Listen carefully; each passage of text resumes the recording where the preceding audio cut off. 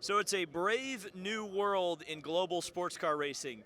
The DPI Hypercar Convergence is set to be announced tomorrow. They sent a press release out to everybody. Sports Cars 365 actually reported that that was what they were going to do, or what they are going to announce. And if you don't know what DPI Hypercar Convergence is, specifically it's, in layman's terms, Toyota can race at Daytona, Cadillac can race at Le Mans. Does it make sense? I'll talk about it a little bit later. So let's break down the day as literally the Ferrari Challenge is starting in the background. How cool is that? So today was mainly for qualifying for the Rolex 24. So let's talk about that a little bit. So your pole sitters by class. No real surprise, the 77 Mazda Team Yost entry.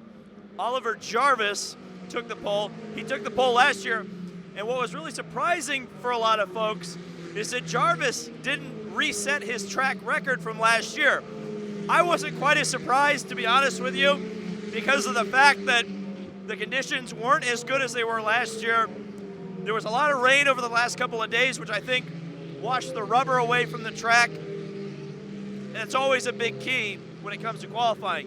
P2 was actually pretty interesting because of the fact that Ben Keating was able to qualify on the pole position. Of course, I told you about the story that kind of Ben Keating is a part of for this weekend, running in two different classes, GT Daytona as well as LMP2. He's on the pole position in LMP2, so that idea that there's a possibility that he could win two classes at the Rolex, at least for P2, hey, maybe that's a possibility for PR1 Mathiasen.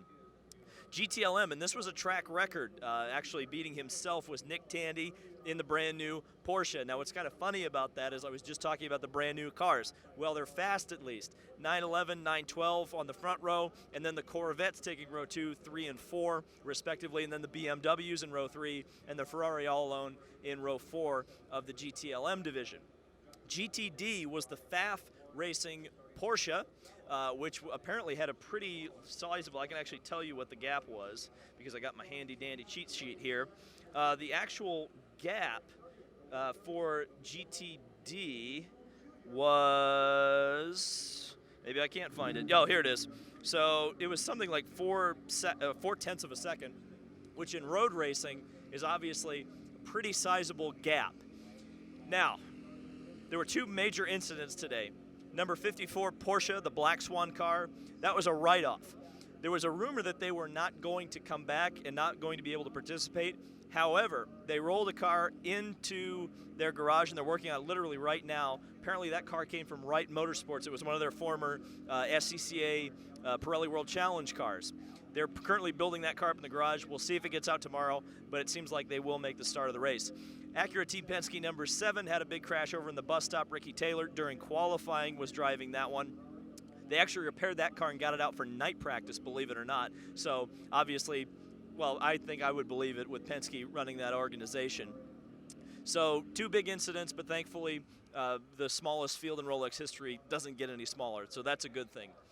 So kind of spinning off of that, we have the major news about the DPI Hypercar Convergence.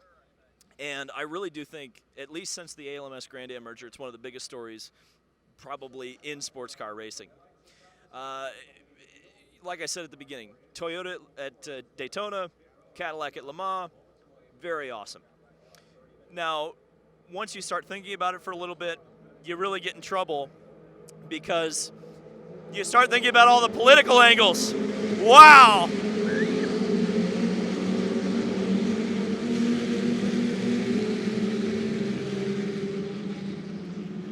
I don't know if that was the greatest idea in the entire world. You start thinking about the political angles of it.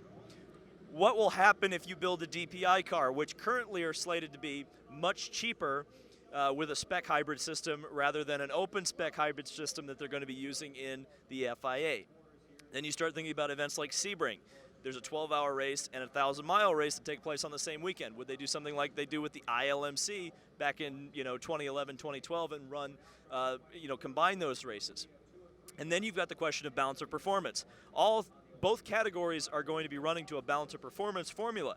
You would assume that this convergence, this class which is going to be taking place starting in 2022, how is the BOP going to work between different cars that are built to different specs? There's so many questions. I'll be at the press conference tomorrow. I really do want to ask a question. Again, I apologize if I don't get to do that because I'm fairly low on the totem pole, so to speak, just getting here for my first time. But I'll try to get something for you, and if not, I will certainly have coverage of that announcement tomorrow.